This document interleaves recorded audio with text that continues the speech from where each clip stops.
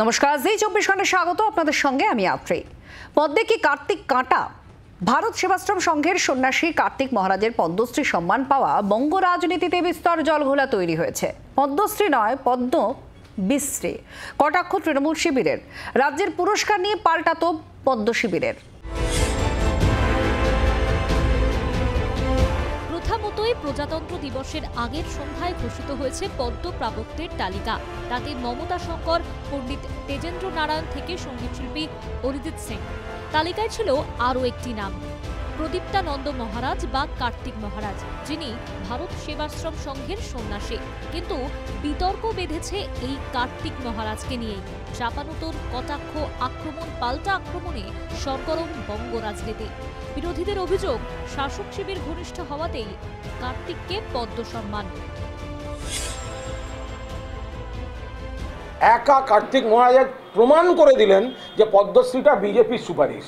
কার্তিক মহারাজ তাকে দিয়ে বিজেপি প্রমাণ করে দিল যে সবসময় পদ্মের শ্রী থাকে না, মাঝে মাঝে পদ্ম বিশ্রীও হয়। এই একটি দিয়ে বাকিদের গুণ বৈশিষ্ট্য সব জল ঢেলে বুঝিয়ে দিয়েছে এটা বিজেপির নিজস্ব এজেন্ডার কাজ। সরকারের মানসিকতা যদি এই হয় যে তাদের পার্টির যে নেতা তাকে পুরস্কার দিবে, তাহলে আর পদ্ম পুরস্কারের গুরুত্ব থাকবে না, এটুকু মনে করি। পলিটিক্যাল ইনফ্লুয়েন্স হওয়ার কারণে আজকে পদ্ম পুরস্কারের সেই ঐতিহ্য, সেই গুরুত্ব, সেই মর্যাদা কিন্তু থাকছে না। বঙ্গভূষণ, বঙ্গবিভূষণের মতো পুরস্কার দেয় রাজ্য সরকার। সেই সব পুরস্কার নিয়ে পাল্টা প্রশ্ন তুলেছেন দিলীপ ঘোষ। উনি ঠিক করার কে পদ্মশ্রী পাবে না পাবে?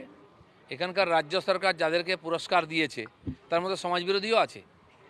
সেটা কি ঠিক ছিল? তার বলার দম আছে তার নেত্রীর বিরুদ্ধে? তাহলে ওখান থেকে সেই দিনই তাড়িয়ে দেবে ধাক্কা মেরে। সেই জন্য নিজের এখতিয়ারের বাইরে আপনিও যাবেন না।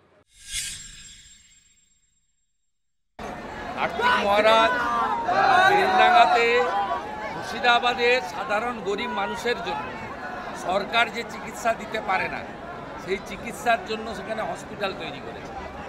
শিক্ষা এবং স্বাস্থ্য ধর্ম বর্ণ নির্বিশেষে মানুষের জন্য সেবাদান করার জন্য প্রতিষ্ঠান গড়ে তুলেছেন নীরবে নিভৃতে।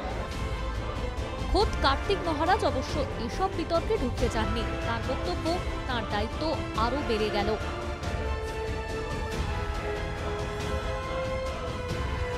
भारत सरकार मैंने कृपा किया था, जो मेरे जो काम है याद किया था, जो स्वामी जी आपको पद्मश्री दे रहे हैं, लेकिन आपको जो एम्बिशन है, आपको रिस्पॉन्सिबिलिटी बहुत बहुत ज्यादा हो गया। 24 লোকসভায় বিজেপির হয়ে ব্যাট ধরেছিলেন এই কার্তিক মহারাজ। অন্যদিকে মুর্শিদাবাদের প্রচারে গিয়ে কার্তিক মহারাজকে নিশানা করেছিলেন খোদ মুখ্যমন্ত্রী।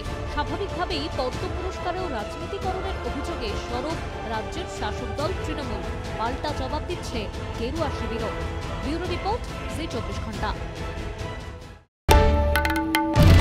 বাংলার আওয়াজ, বাঙালির আবেগ, জি 24 ঘন্টা।